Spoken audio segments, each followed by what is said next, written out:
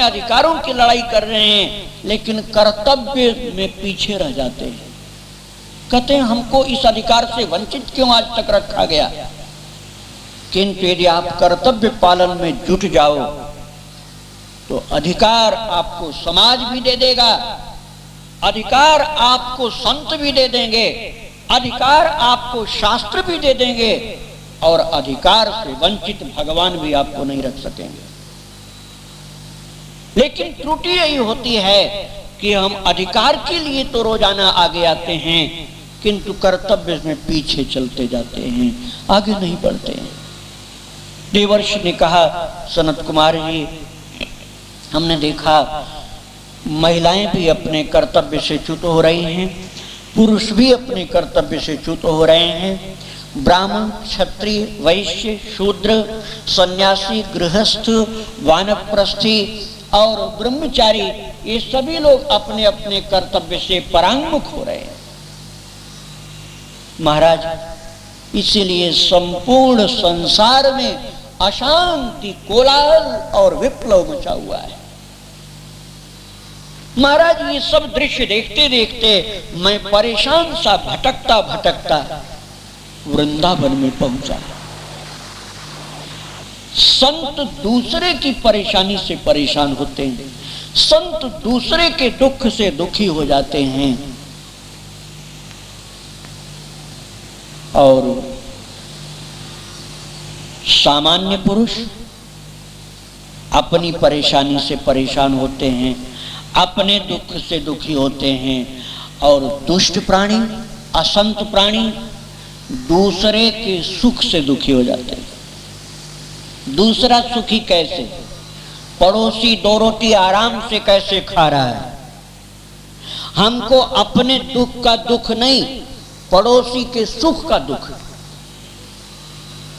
ये जो दुख है ये होता है दुष्टों को, ये असाधुओं को, असंतों को होता है। सामान्य व्यक्ति को दुख अपने दुख से होता है, और संतों को दुख होता है दूसरों के दुख से, दूसरों के ही दुख से उनको दुख होता है। देवर्षि नारद जी महाराज संत हैं।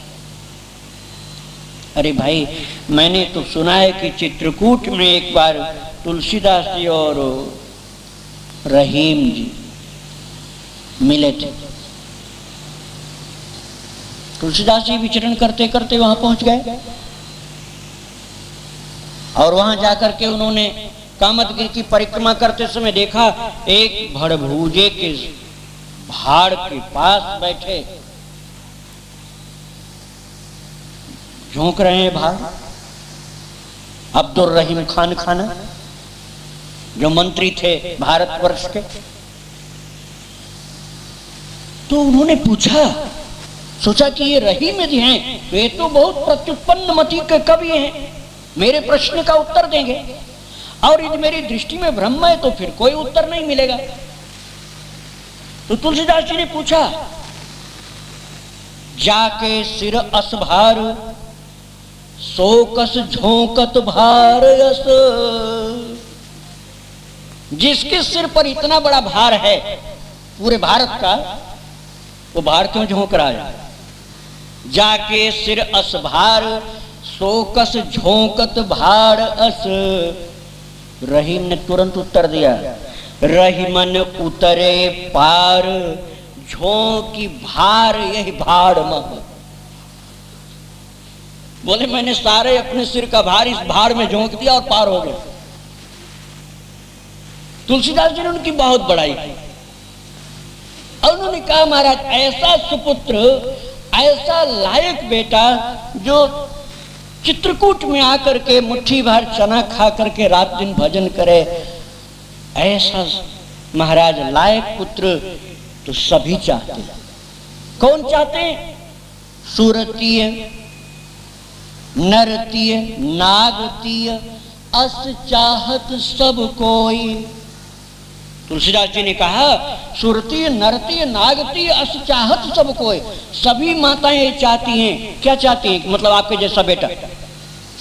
लेकिन चतुर, दक्ष, भगवत भक्त, कवि, श्री रहीम जी ने समझ लिया कि बड़ाई मेरी की जा रही, इसलिए सावधान होकर तुरंत आगे वो बोले, बात को बदलते हुए उन्होंने कहा था सुरती नरती नागती अस चाहत सब कोई कैसा।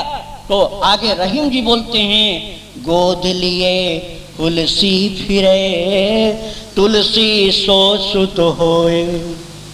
तुलसीदास जी की माता हुलसी, अर्थात हुलसी मैया जैसे बालक तुलसी को गोद में लेकर घूमती है, ऐसे माताएं हुलसी जैसी सब चाहती हैं कि तुलसी जैसा बेटा मुझे मिले। दोनों की मित्रता पहले से भी थी। भाड़ के कार्य से निवृत्त होकर के आए दोनों संत रहीम और तुलसीदास जी कामदगिरि की परिक्रमा करने लगे। एक जगह देखा एक हाथी बांधा जा रहा है, खड़े खड़े देखते रहे। फिर देखा बांध करके गिरा दिया गया। गिराने के बाद भाले बर्छी ले लेकर के तमाम सैनिक आ रहे हैं। उन्होंने पता किया कि बात क्या है, इस हाथी को मारने का ये प्रबंध क्यों।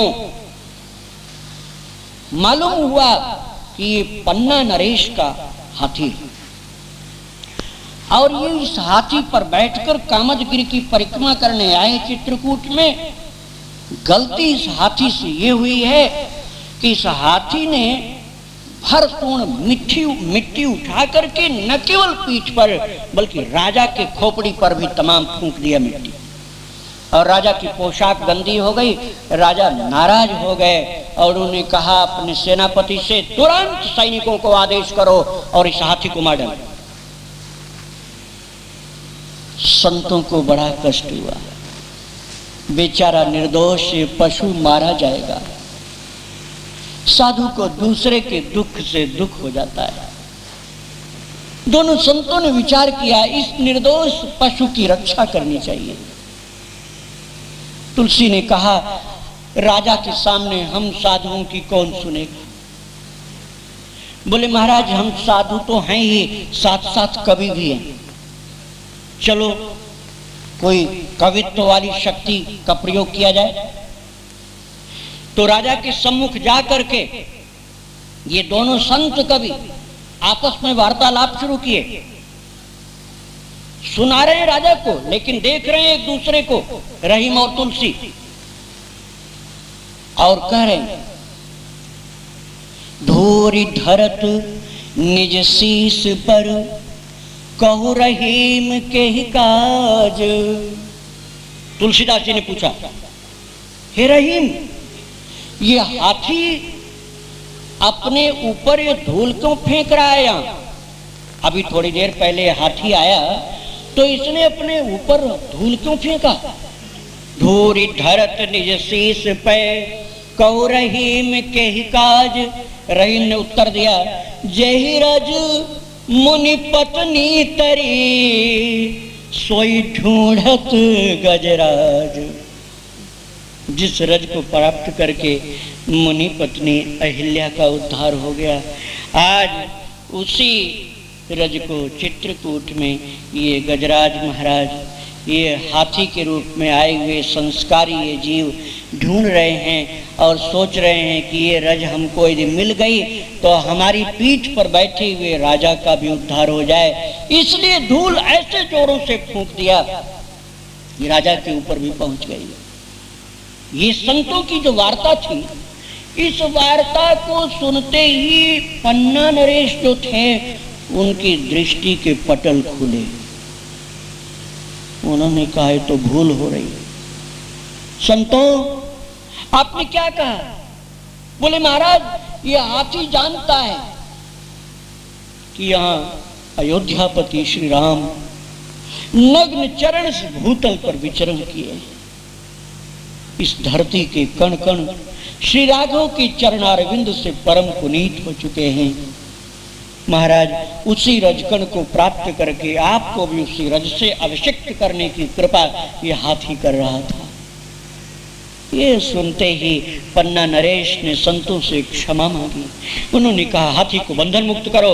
हाथी को बंधन मुक्त किया गया, मंदाकिनी के जल से स्नान कराया गया और भरपेट उसको मेवे, पकवान, मिष्ठान, बादाम का हलवा 1.25 मन खिलाया गया।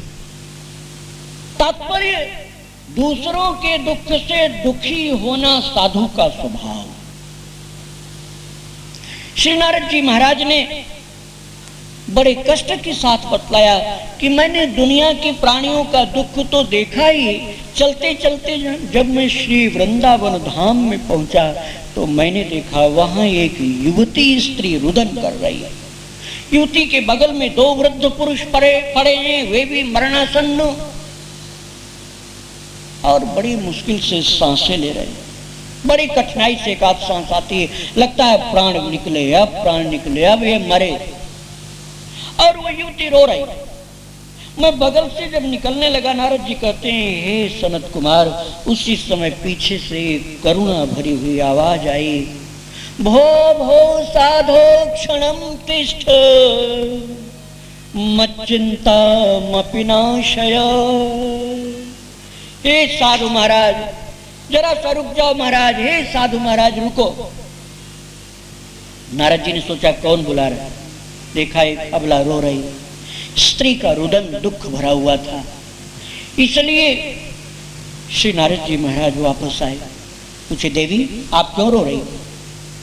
ये 2 वृद्ध पुरुष कौन पड़े, तुम्हारा परिचय क्या है? उसने कहा अहम भक्ति तिख्यातो इमौ में तनयौ मतो ज्ञान वैराग्य मानव काल योगेन जर्जरो। हे नारद जी महाराज, मैं भक्ति हूँ। उत्पन्ने द्रविड़े साहम वृद्धिम कर्नाटके गता। मैं द्रविड़ देश में जन्म ली, कर्नाटक में आकर के मेरा विकास हुआ। क्वचित महाराष्ट्र गुर्जरे जीर्णताम गता। महाराष्ट्र में कहीं कहीं मेरा सम्मान हुआ, गुजरात में मेरी शिथिल अवस्था हो गई। और महाराज जब मैं श्री वृंदावन धाम में आई, धन्यम वृंदावनम चैव भक्तिर नृत्यत यच्चित वृंदावनम पुनः प्राप्य नवीनेव स्वरूपिणी। वृंदावन प्राप्त करके मैं पुनः नवीन स्वरूपिणी युवती हो गई, जबकि मैं बुढ़िया हो गई थी पहले। लेकिन महाराज इस श्री वृंदावन धाम में भी एक कष्ट है मुझको कि मेरे ये दोनों बेटे हैं जिनको वृद्ध रूप में आप देख रहे हैं, ज्ञान वैराग्य, ये मरणासन्न हैं। इनको स्वास्थ्य लाभ प्राप्त कराने के लिए कृपा करो। कथा आगे बतलाते हैं श्री व्यास जी कि नारद जी ने सारे उपाय कर डाली, लेकिन कोई भी उपाय सफलता को नहीं प्रदान करा सकी।